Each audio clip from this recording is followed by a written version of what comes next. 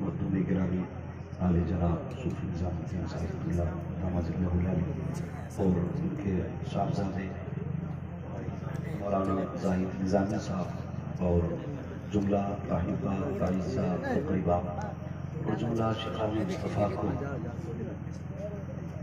इतनी अजीम महफिल का इनेकाद किया। अल्लाह ताला सबकी कोशिशों का काबिश को अपनी बारगाह में कबूल फरमाए और मौला ताला हमारे तमाम जलसों को बामकसद और बामुराद बनाए।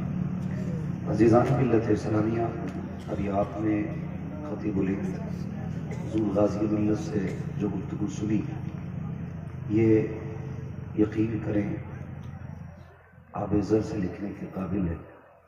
और मैं तो कहता हूँ बिहार वालों फ़ख्र करो, अल्लाह ने आपको बहादुर गाज़ी मिल्लत दिया,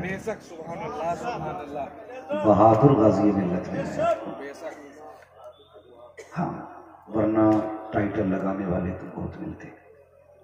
मैं एक बात कहता हूँ, अल्लाह करे हर सूबे के अंदर अगर एक ऐसा गाज़ी मिल्लत पैदा हो जाए ना, तो पूरी कौम मुस्लिम ना खुदा की कसम मजबूत खड़ी नजर आएगी, मजबूत खड़ी नजर आएगी।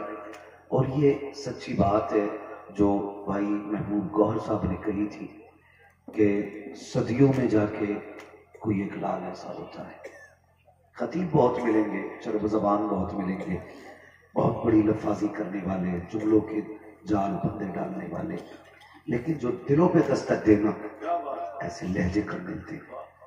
मैं आपसे इतना कह के जाऊंगा, आप ना इस गाज़ी मिल्लत की हिफाजत करना, और जब अपने बच्चों की दराज़ी उम्र के लिए दुआएं मांगा करो या अपने बाप की उम्र दराज की दुआएं मांगा करो ना, हाथ उठा करके ना इस माँ के लाल के भी दुआएं कर दिया करो।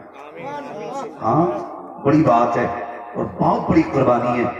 मिल्लत का दर्द लेके कितने लोग उठते हैं। कभी कभी हम भी सोचते हैं ना, हिंदुस्तान में सबसे पहले और सबसे सख्ती के साथ आवाज उठने वाली फिलिस्तीन के हक में हुजूर गाज़ी मिल्लत की आवाज है। मैं साफ बात कहता हूँ, मुझे इससे परवाह नहीं है कौन बुलाएगा, कोई नहीं। पाए मोरा लंग नेस्त मुल्क खुदा तंग नेस्त। सीधी सी बात है, अल्लाह इस मर्द मुजाहिद को सलामत रखे।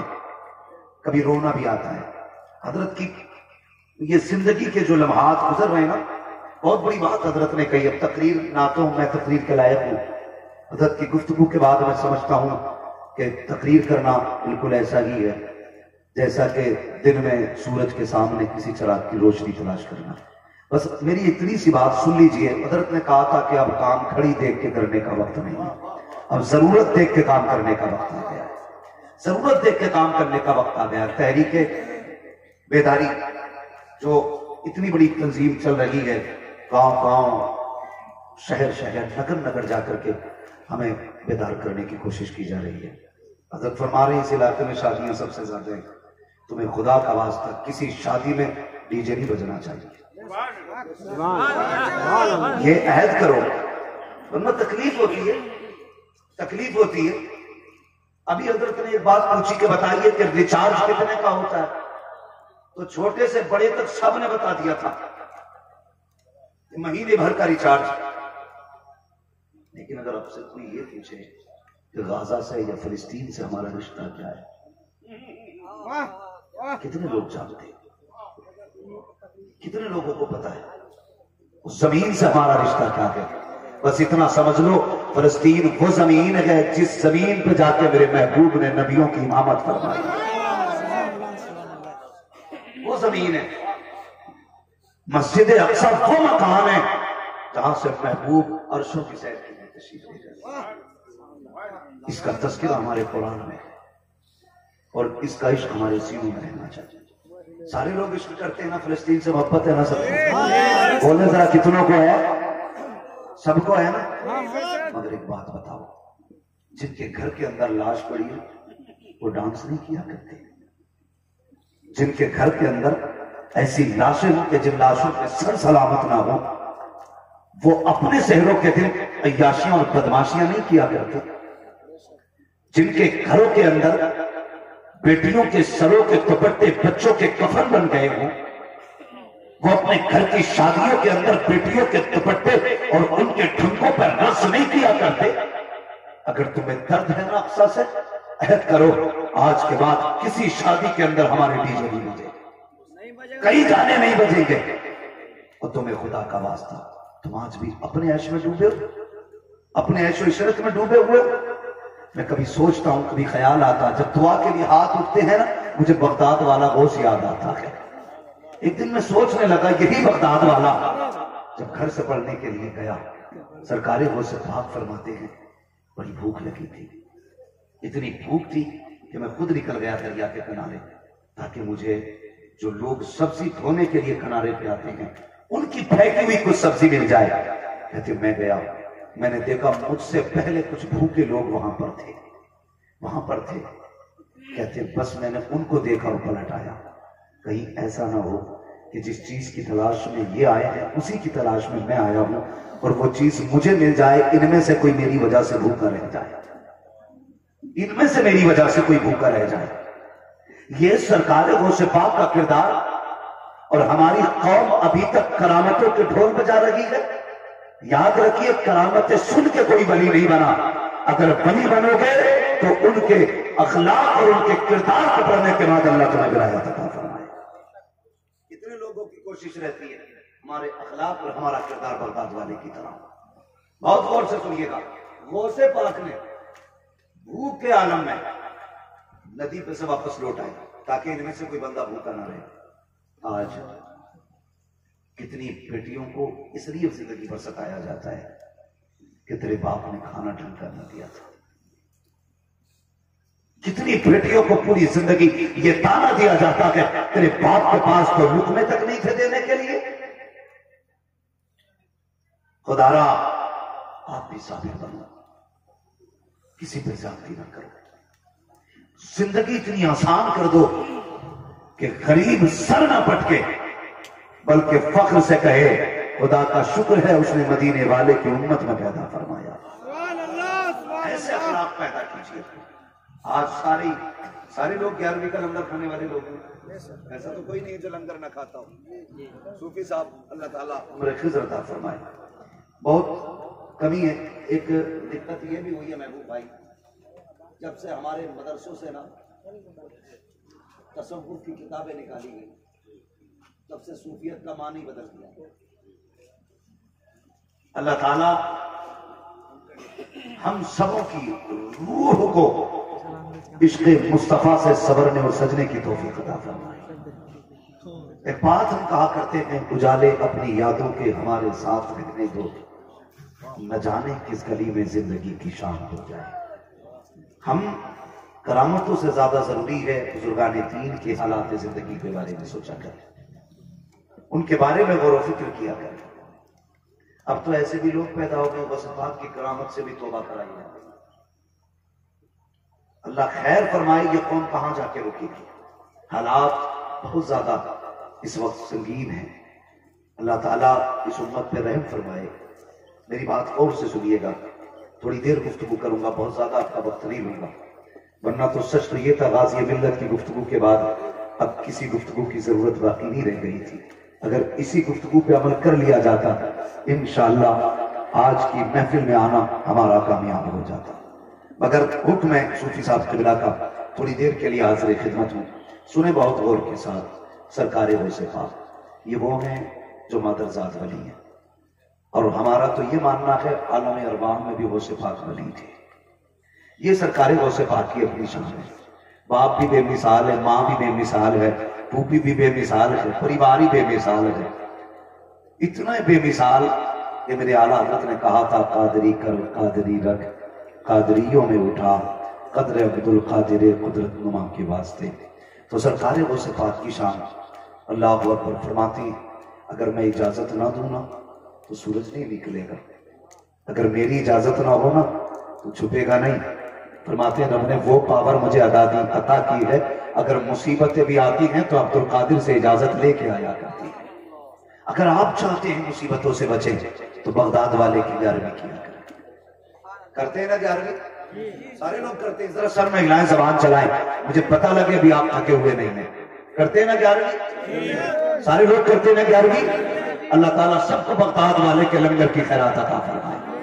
तो अगर मुसीबतों से बचना चाहते हो, उनके नाम की महफिल सजाया करो। वो तो ये कहते हैं उस वक्त तक कोई मेरा नाम नहीं ले सकता जब तक मैं ना चाहूं। उनकी मर्जी के बगैर कोई उनका नाम नहीं ले सकता। मदरजात वली, कितने बड़े वली फरमाते मेरे ही बचपना था। अपने बचपने की कहानी सरकार गौसे पाक बयान फरमाते, कहते मेरा बचपना था और मैं बच्चों के साथ खेलने के लिए घर से बाहर निकला। जैसे ही घर से बाहर गया ना तो मैंने बच्चों को देखा, उन्होंने एक बैल को घेर रखा था, एक बैल। और बच्चे बचपना सब जानते हैं, ऐसा घेर लिया कि बैल कहीं निकल नहीं पा रहा था। कोई पूंछ पकड़ता, कोई पैर पकड़ता, कोई नाक पकड़ता, इस तरह से बैल को घेर लिया।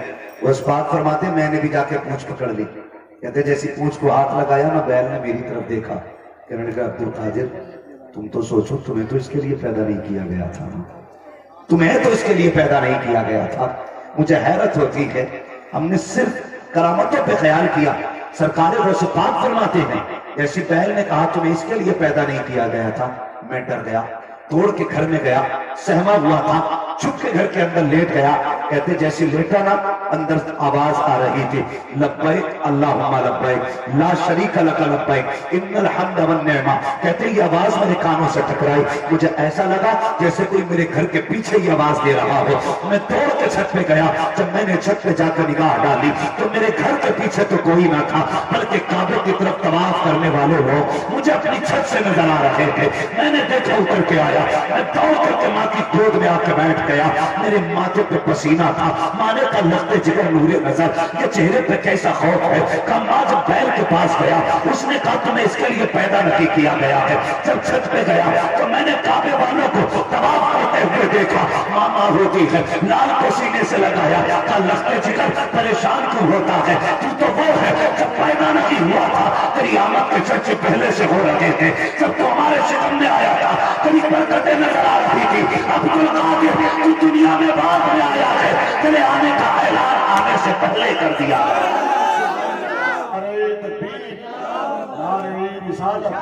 फैजान सरकार गौसे पाक, जिक्र सरकार गौसे पाक, हजरत मुफ्ती हम्माद रजा साहब मुरादाबादी। तवज्जो है सारे लोगों की, बस हम जरा सुनिए। गौसे पाक अम्मी अंदर गई, जानते हो अम्मी ने 80 दिरहम निकाले जो बाप छोड़ के गए, ठीक है 80 दिरहम, 40 अलग किए, 40 अलग किए। उस बात की बारगाह में बेटा अब्दुल कादिर तुम्हारे हिस्से के 40 हैं, 40 तुम्हारे भाई के, ये लोग और इल्म दीन सीखने के लिए जाओ। अब्दुल कादिर याद रखना, मां नहीं आएगी, अकेले जाना है, अकेले जाना है। जिसे इतना सुना सरकार वो से पाक मां का चेहरा देखने लगे, कहने लगे जैसे आपकी मर्जी है। सरकार गौसे पाक जब चलने लगे, सरकार गौसे पाक की अम्मी जानती थी आज के बाद अब्दुल कादिर से मुलाकात नहीं होगी। आपने आवाज दी अब्दुल कादिर जी अम्मी आ मेरे सीने से लग जा। जब तुम परदेश जाते हो माए मुड़ मुड़ के देखा करती हैं, एक बार तो मेरा बेटा मुझे देख ले, लेकिन तुम बीवी को 10 बार पलट के देखते हो, एक बार पलट के मां को नहीं देख सकते। तुम्हें खुदा का वास्ता घर से निकला करो, सबसे आखिर में मां से मुलाकात किया करो, और जब घर में आया करो सबसे पहले मां से मुलाकात किया करो। सरकार गौसे पाक को मां ने बुलाया, अब्दुल कादिर जी अम्मी मेरे सीने से लग जा, 3 बार बुलाया। जब पलट के जाने लगे उसके बाद मां ने क्या कहा था, अब्दुल कादिर जरा हाथ में हाथ देखा, अम्मी क्या करना है, का एक वादा करना है। सरकार गौसे पाक ने मां के हाथ में हाथ दिया और मां वादा ले रही है, अब्दुल कादिर वादा कर कभी झूठ नहीं बोलोगे। सरकार गौसे पाक ने वादा किया, वाकया सुनाना मकसद नहीं है, सबको बात मालूम है, बच्चा बच्चा जानता है। सरकार गौसे पाक ने मां के हाथ में हाथ देख करके वादा किया, सब जानते हैं। घर से निकल गए, टांगों ने लूटा, सबको लूटा गया। सरकार गौसे पाक से भी पूछा गया था बच्चे तुझ पे भी कुछ है, तो गौसे पाक ने क्या फरमाया था, हाँ मेरे पास भी सोने के सिक्के हैं। अल्लाह पर तलाशी की गई, फिर कहीं नहीं मिले थे, परेशान हो गए, सबको लूट करके सरदार के पास गए, कहा सरदार सबको लूट लाए हैं। सिरापुर के सरदार ने कहा कोई बचा तो नहीं है, कहा एक बच्चा बचा है जो कहता कि मेरे पास सिक्के हैं, लेकिन तलाश करते हैं तो नहीं मिलते हैं, कहा बुला के लाओ। सरकार गौसे पाक को डाकुओं के सरदार ने बुलाया और बुलाने के बाद कहा था बेटे क्या तुम्हारे पास सोने के सिक्के हैं। सरकार को पाक ने फरमाया था, हाँ मेरे पास 40 सिक्के हैं। कहा किधर है? आपने अपनी सदरी खोली और मेरी वो सिलाई दिखाई। कहा मेरी माँ ने ये सिलाई लगा दी है। जब सिलाई को तोड़ा गया, सिक्के जमीन पे खन खन करके गिरे। उस नाखों के सरदार ने कहा था, ए बेटे अगर झूठ बोल देते तो ये सिक्के बच जाते, तुमने झूठ क्यों नहीं बोला? मेरे बड़े पीर ने कहा था, जब मैं घर से चला था मेरी माँ ने हाथ में हाथ लेके कहा था, अब्दुल कादिर झूठ न बोलना।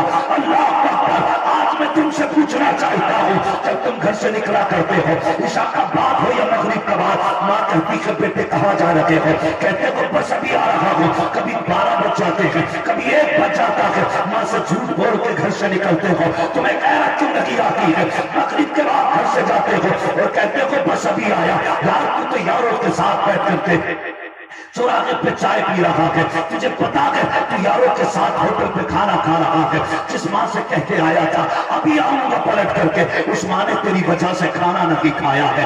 उस माँ ने तेरी वजह से अभी तक एक लुकमा हलक से नहीं उतारा है। और तुम माँ से बातें करके झूठ बोला करते हो। हया आनी चाहिए, गैरत आनी चाहिए।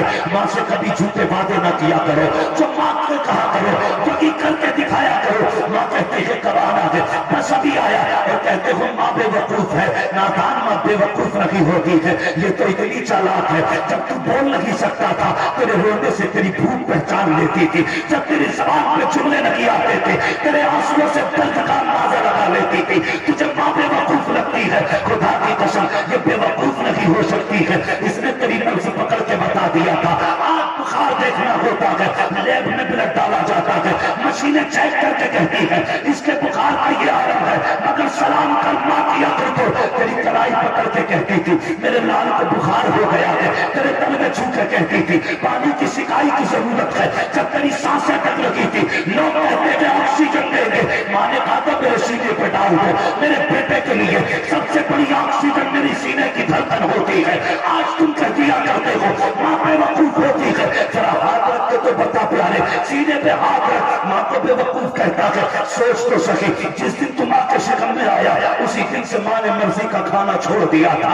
जब वो खाती थी उसे पलटी होती थी। कहा नहीं कुछ नहीं खाना है, मेरा बच्चा सलामत रखे। तूने 6 माह माँ के शिकम में गुजारे, माँ ने उल्टा लेटना बंद कर दिया। और यार तुम बाजार जाया करते हो, 5 किलो का थैला लेकर के आते हो, तुम्हारे बाजू थक जाया करते हैं। इधर थैला उधर जूता, बीवी से कहते हो ला जल्दी से पानी। मुझे बता तो सही कि 5 किलो का थैला 2 घंटे टांग लेता है, तेरे बाजू दर्द करते हैं। उस माँ को क्या कहेगा जिसने 9 महीने तक तेरा बोझ अपने पेट में संभाल के रखा, लेकिन कभी तुझे फेंका नहीं था।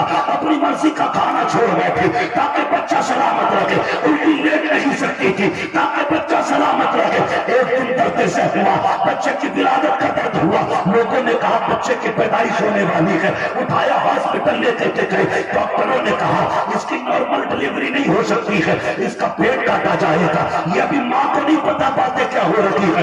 दूर खड़े होकर के लोग बातें कर रहे थे और कह रहे थे पेट काटा जाना है। अल्लाह अकबर। जब माँ के कानों तक ये आवाज आती है, बता तो सही या तो बच्चा बचेगा या औरत बचेगी, तुझे किसको बचाना है? तो उस वक्त माँ कहती है मैं रहूं न रहूं, मेरे लाल को बचा लेना, मेरे बच्चों को बचा लेना।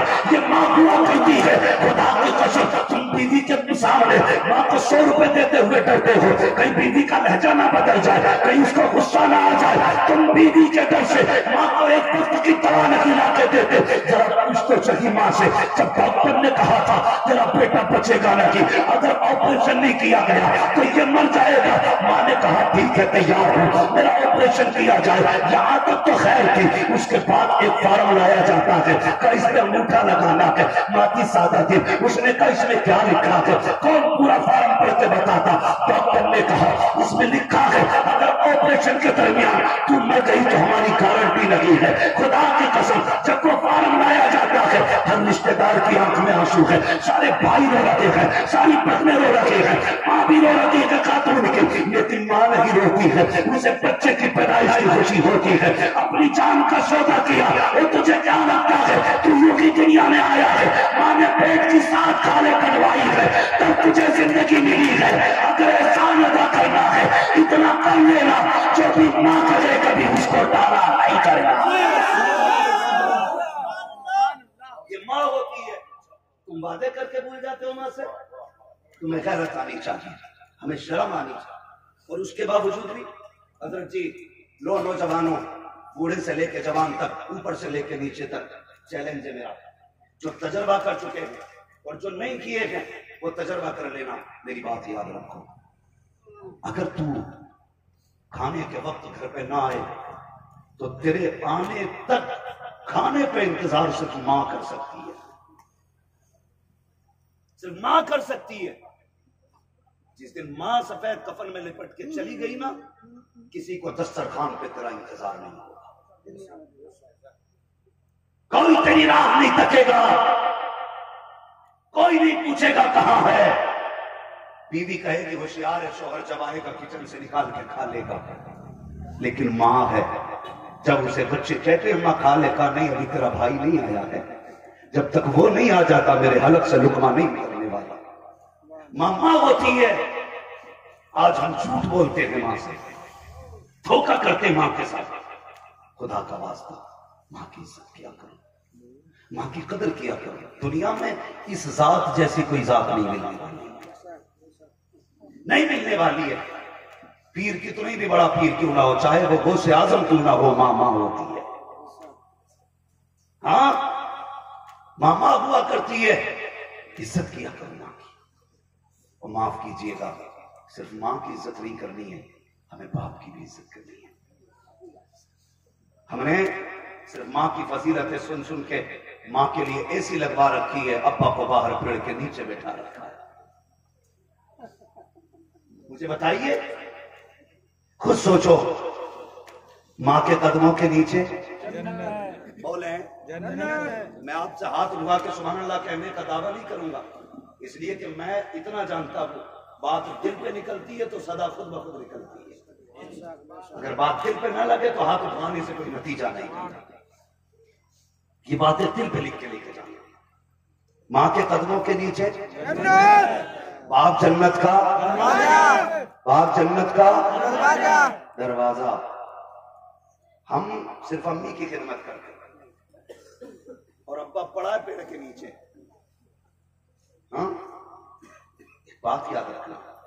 पूछो इन उलमा इकराम से, मुफ्तियान इकराम से, ये बताएंगे अगर शोहर के कपड़ों पे धब्बा लग जाए और औरत उस धब्बे को झाड़ दे, अल्लाह उसे 70 नेकियां अता फरमाया करता है। ये मतलब तेरी मां की जन्नत तेरे बाप के कदमों के नीचे, तेरी जन्नत तेरी मां के कदमों के नीचे, लेकिन उसकी जन्नत तेरे बाप की रजा में है। सोच, जिसकी रजा में तेरी जन्नत की जन्नत है, फिर उस जात का अपना आलम क्या करते हैं। इज्जत बड़े सख्त लहजे होते हैं हमारे, बड़े सख्त लहजे होते हैं। खुदा इज्जत किया करें। बीवियों के कहने में आकर के माँ बाप को धक्का ना देना, माँ बाप को घर से न निकालना। सरकार वो पाक ने मां से वादा किया, डाकू से कहने लगे सुन, मैंने मां से वादा किया था, मां से वादा किया था। मां के वादे के लिए 40 क्या मैं 40,000 सिक्के बर्बाद कुर्बान कर सकता हूं। चीख निकल गई। उसने कहा अफसोस अब्दुल कादिर, तुझे मां का वादा याद है और हमने रब से किया हुआ वादा बुला दिया है। चल ऐसा कर, मुझे कल तौबा करा के अपनी गुलामी में ले। जानते हो, जब इतनी बात कही ना तो जो बाकी के साथी थे ना, डाकू के चेले, उसने कहा जब चोरी साथ की है ना तो फिर जन्नत में भी साथ ही जाना है, फिर जन्नत में भी साथ जाना है। ये सरकारे गौसे पाक का किरदार है, ये सरकारे गौसे पाक का किरदार है। एक हमारा किरदार देखो, हमें तो जहां से मिल जाए बस ऊट खसूट से फुर्सत नहीं। मदद किया करो किसी की, दिलों में जगह रखो। गुंजाइश नहीं हमारे पास, कोई गुंजाइश नहीं। इतनी तंगी हो गई है ना दिल में, अल्लाह माफ करे। बस सरकारी गौसे पाक रज़ी अल्लाह तआला एक दिन जा रहे थे घूमते हुए, तो दरिया पार करना था, कश्ती की तरफ बढ़े तो आपने देखा ना कश्ती वाला किसी बंदे को धक्का दे रहा था। धक्का आप ही पहुंच गए, फरमाने लगे क्या बात है? तो जिसको धक्का दिया था ना उसने कहा जनाब मैं गरीब हूं, वो मेरे पास देने के लिए किराया नहीं था, इसलिए इसने मुझे धक्का दे दिया। वो पाक ने अपने शागिर्द से हुक्म फरमाया जाके मेरी दरगाह से सोने के सिक्कों की थैली उठा के ला, सोने के सिक्कों की थैली। और आपने कश्ती वाले के हवाले करके कहा था ले संभाल के रख, आज के बाद अगर कोई गरीब आए ना और उस पर किराए का पैसा ना हो ना तो उसे अब्दुल कादिर के पैसे से कश्ती पार करा दिया, उसे अब्दुल कादिर के किराए से दरिया पार कराना। आज कितना करते हो, आज कितना करते हैं। सगा भाई हॉस्पिटल में हो और भतीजी दरवाजे पे पिलक लगी हो तो चचा कहता थोड़ी देर पहले कहती तो मदद करता। इस दौलत की भूख ने रिश्ते तोड़ दिए हमारे अपने अपने नहीं रहे। आज पैसा सब कुछ है मेरे भाई, पैसा जेब तक रहना चाहिए, रिश्ते दिल में रहने चाहिए, वरना पैसा तो होगा कोई अपना नहीं होगा, पैसा तो होगा कोई अपना नहीं होगा। मेरे भाई कितनी दूरियां हो गई, आज कोई अल्लामा बन गया, कोई मुफ्ती बन गया, कोई पीर बन गया, कोई इंजीनियर बन गया, कोई डॉक्टर बन गया, लेकिन जब छोटे थे तो सब भाई भाई थे, सब भाई भाई थे। और कैसे रिश्ते थे बचपन में, ऐसे रिश्ते थे अगर दो भाई अलग अलग स्कूल में पढ़ते थे, एक पहले आ जाता था और एक बाद में आता था, तो जो पहले आता था माँ उसे खाना देती थी, कहती थी बेटे खा ले, वो कहता था नहीं जब तक वो भाई नहीं आ जाता मैं खाना नहीं खाऊंगा। कौन थे ये? भाई भाई थे, भाई भाई थे। अगर कोई चीज आई माँ ने एक बेटे को दी तो उसने दूसरा हाथ फैला दिया, माँ ये मेरा हिस्सा था, मेरे भाई का हिस्सा भी दिया जाए। ये बचपन था हमारा। अगर किसी ने बचपन में हमारे तमाचा मार दिया तो भले दूसरा भाई छोटा क्यों ना हो हमारे लिए लड़ जाता था। कल भी यही भाई थे, खून भी यही था, रिश्ते भी यही थे और आज भी यही रिश्ते, यही भाई है, यही खून है। लेकिन आज क्या है, कल जितने के लिए दूसरों को मारने जाते थे आज उतनों के लिए अपनों के कान पे तमंचे लगा रखे। कल जिस बात के लिए दूसरों से लड़ते थे आज तुमने वही कयामत अपनों पे ठा रखी है। क्यों हुआ ऐसा? तो जवाब सिर्फ यही है, जब तक दौलत दिल में नहीं थी तब तक रिश्ते दिल में थे, और जब दौलत दिल में आ गई तो रिश्ते दिल से निकल गए। ये दौलत कुछ नहीं है, इसके पीछे ऐसे ना जाना कि अपनों को भूल जाओ। दिलों में जगह रखा करो, गुंजाइश रखा करो, अपनों पे